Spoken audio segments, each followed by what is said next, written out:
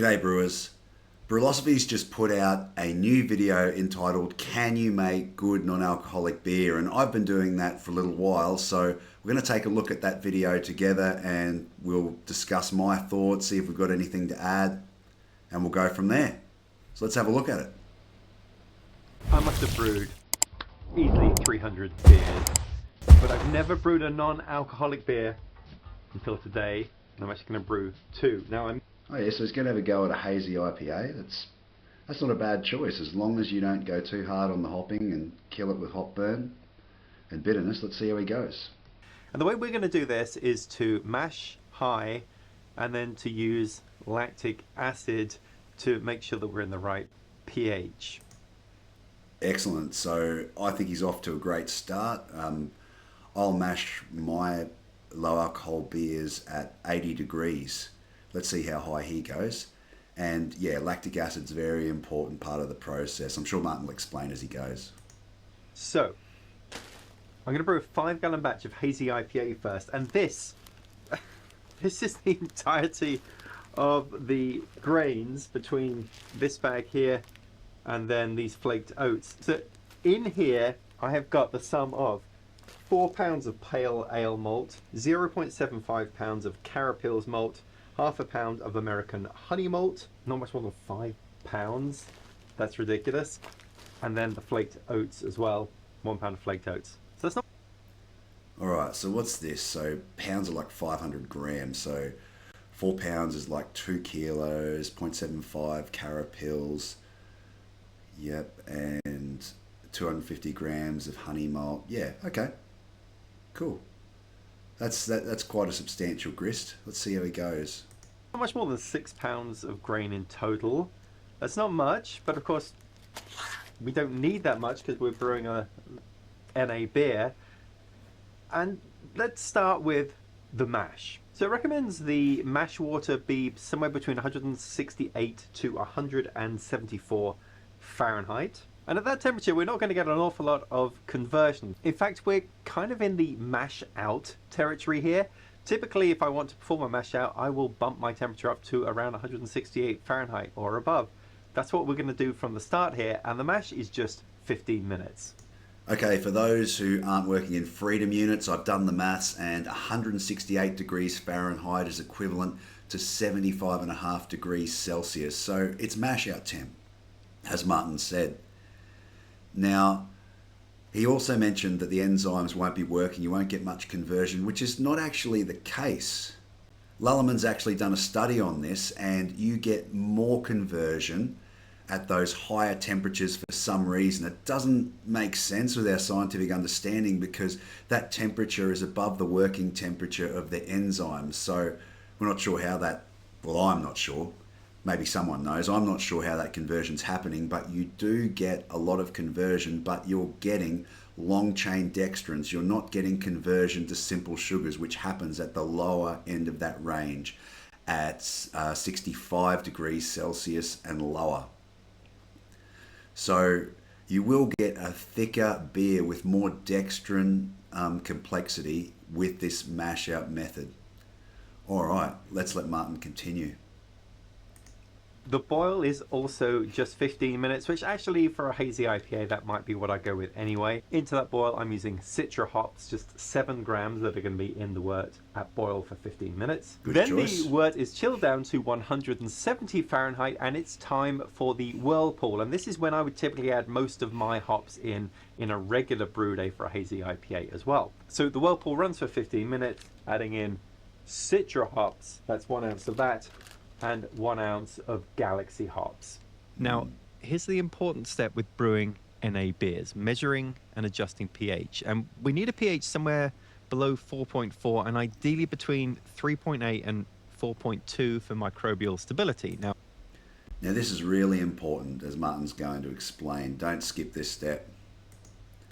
My pH was at 5.4, but fortunately my kit came with some lactic acid, which it recommended to add a few milliliters at a time, stir, then wait 10 minutes, then take another measurement.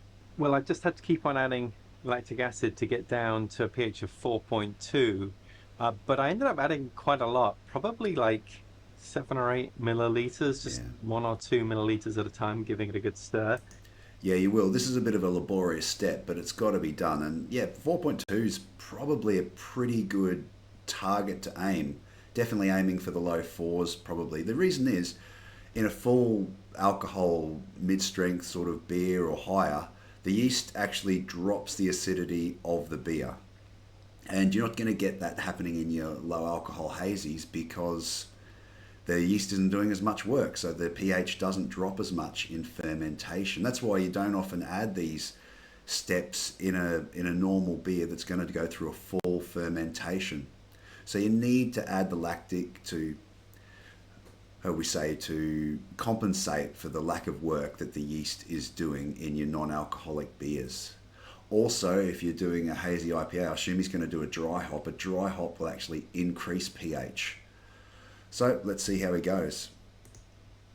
Now, the instructions say not to go above 5 milliliters, but they also say that you need to be at a pH between 3.8 and 4.2. So I kept going until I got 4.2.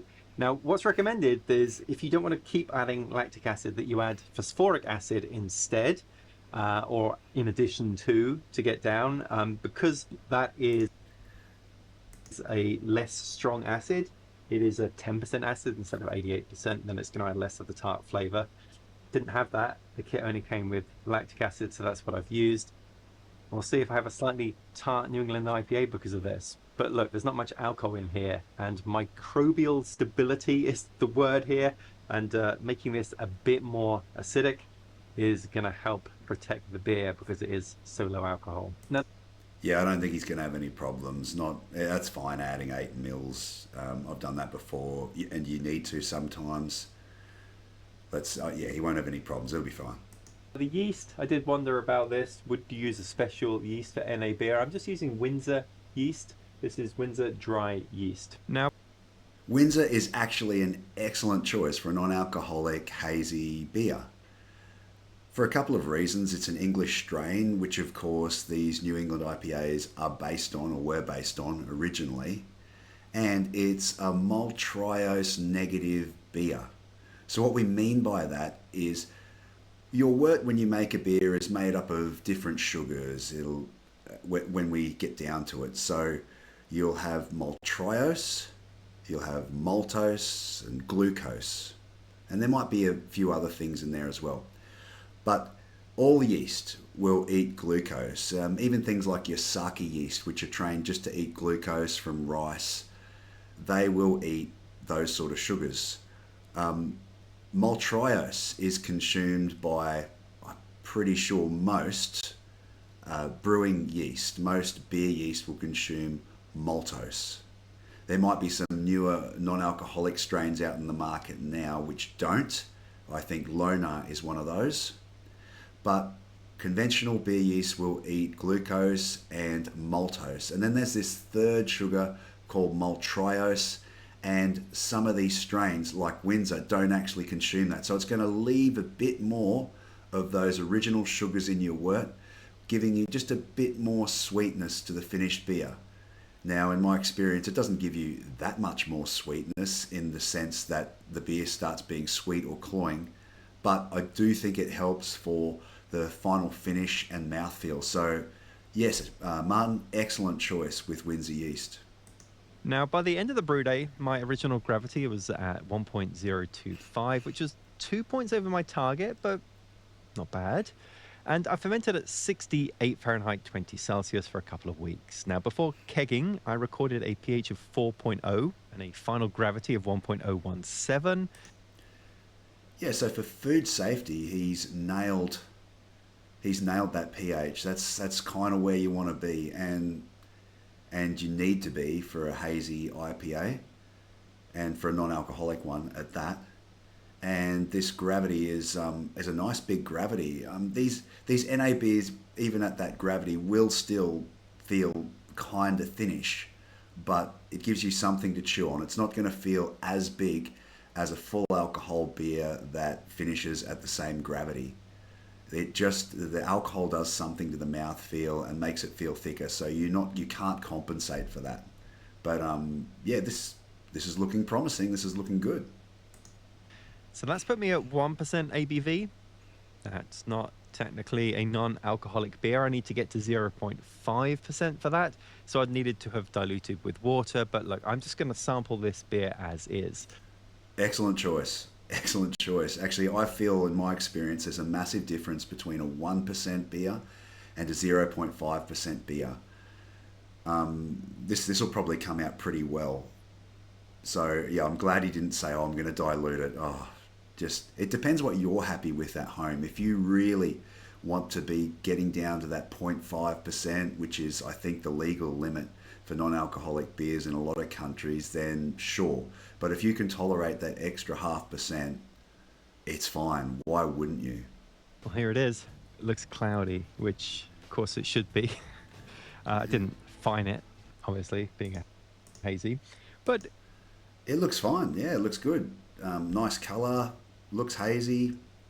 Actually, what you'll find with these non-alcoholic beers, I tend to find that they do come out hazy, even if you're not intending. Like, it does work well for this style. So if you throw a lot of hops at these beers, because there's no alcohol or very limited alcohol in them, the the hop oils have nothing to assimilate with. So oils obviously are hydrophobic, which means they don't mix with oil. Like oil and water don't mix, and that's what you're adding. You're adding hop oils to the water in your beer. Now, alcohol is bivalent, bipolar. It's both hydrophilic and lipophilic, which means it will get together with the oils in your beer and help integrate them into the beer, and the end result is they're in solution, and the more alcohol you have, the clearer the beer will end up being for that reason. So the less alcohol you have, the more these oils are out of solution, and it gives you this really cloudy, sometimes murky finish to your beer.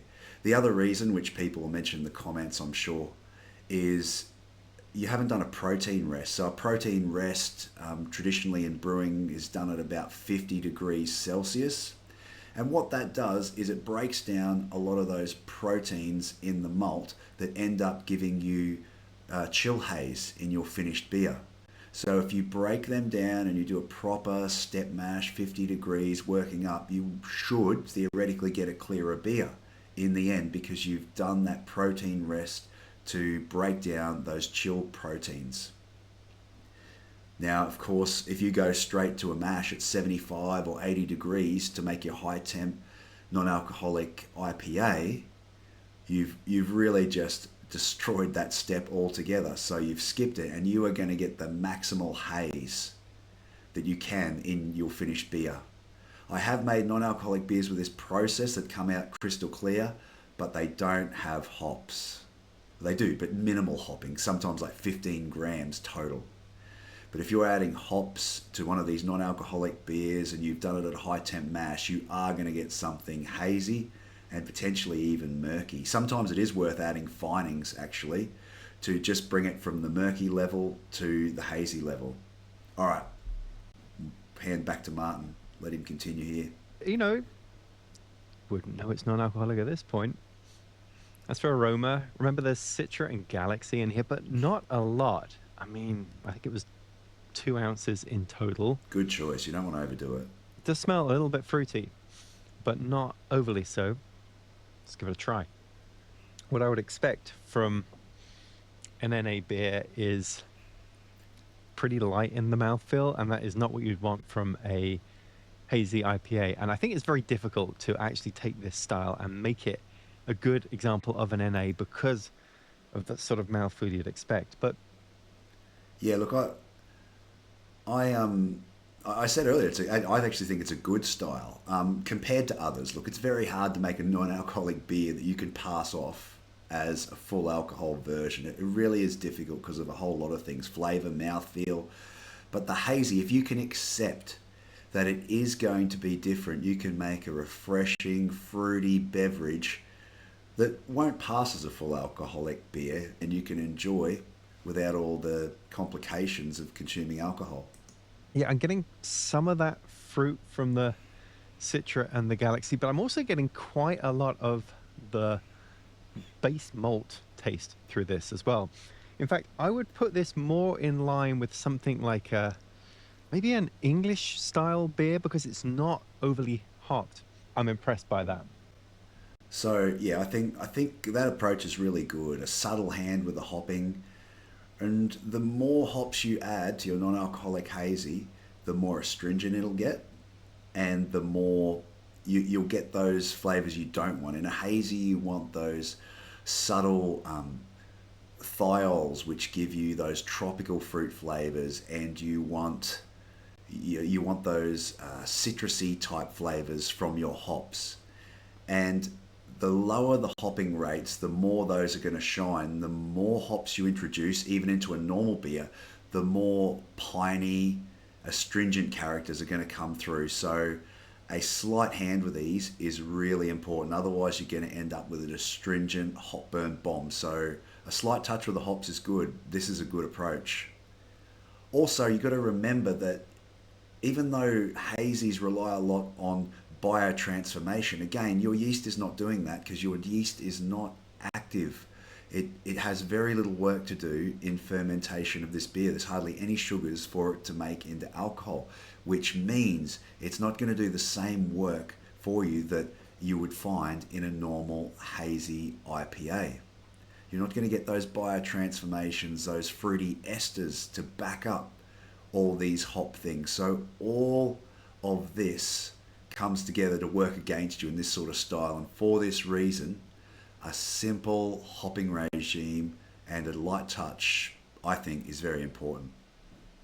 But I do have a second beer. I brewed a NA stout as well. Now, the recipe for this one was 2.5 pounds of pale ale malt, a pound of Vienna malt, half a pound of caramel 60, half a pound of chocolate malt, half a pound of midnight wheat, and a pound of flaked barley. Again, just like this guy. I didn't put the numbers up on the screen. I was waiting for that, but it didn't come. So yeah, a stout is it's not a bad idea actually. It can be done, but I feel it's easier to make a dark lager type beer than a stout beer. A stout is a bigger, thicker sort of beer you're expecting. And again, a non-alcoholic version is going to be thin. You're going to be using less grain. You're not going to have the alcohol to bump up the body and the mouth feel of the finished beer. So shooting for a dark lager, a Schwarzbier or a black lager, like some of those on the market, is probably a bit more achievable. And I'm sure that's what Martin's going to find. So let's continue on. Just like this guy, it was a really abbreviated mash and boil, both 15 minutes each. Into the boil at 10 minutes, I added the grand total of 1/4 of an ounce of fuggle. Yeah. And yeah, same yeast, Windsor Ale yeast. Now this gave me an original gravity of 1021 and a pH of 5.2. And remember, that's too high. Needed to get it down to sort of around 4.1, 4.2, something like that.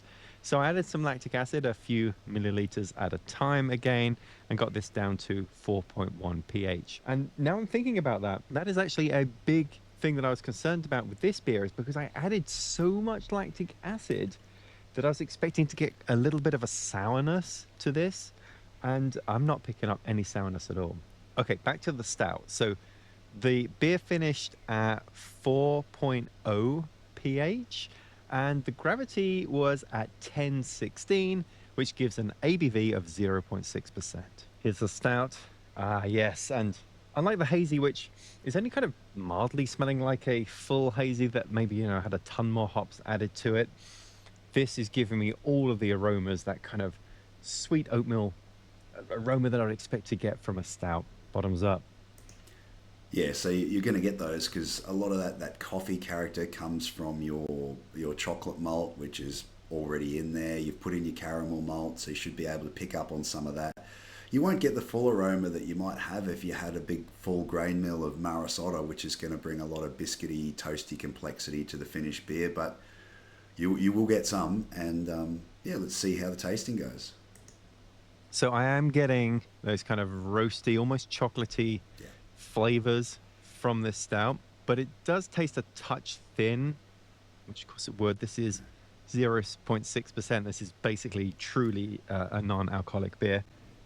Yeah, so you're gonna end up with something that's closer to a dark lager, something that's thin and dry, and if you shoot for that, just your water chemistry accordingly, I think that's a more achievable goal than something like a foreign extra stout. You're not going to get that. Forget that sort of imperial stout chewiness. That's not going to happen in a non-alcoholic beer.